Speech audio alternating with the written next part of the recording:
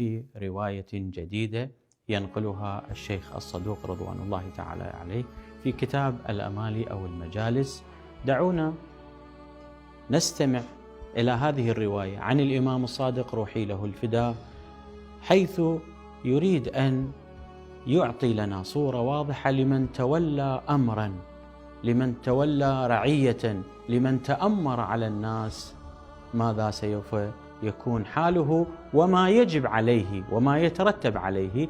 دعونا نستمع إلى هذه الرواية القيمة عن الإمام الصادق روحي له الفداء. ماذا يقول؟ يقول: من تولى أمرا من أمور الناس فعدل وفتح بابه.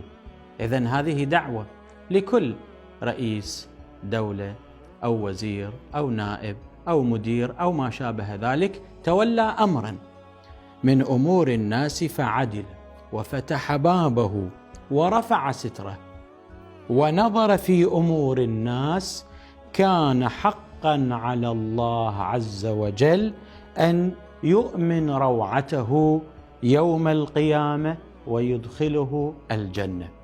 فهنيئا لمن كان أميرا أو واليا على الناس وعلى أمور الناس، ويقوم بفتح بابه ويرفع الستار عن الناس ويقضي حوائجهم، فسوف يؤمنه الله سبحانه وتعالى يوم القيامة ويدخله جنته.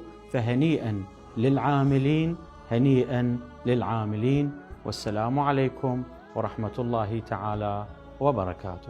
زوروا موقعنا على شبكة الإنترنت www.almarja.com. المرجع الإلكتروني، طريقك نحو المعرفة.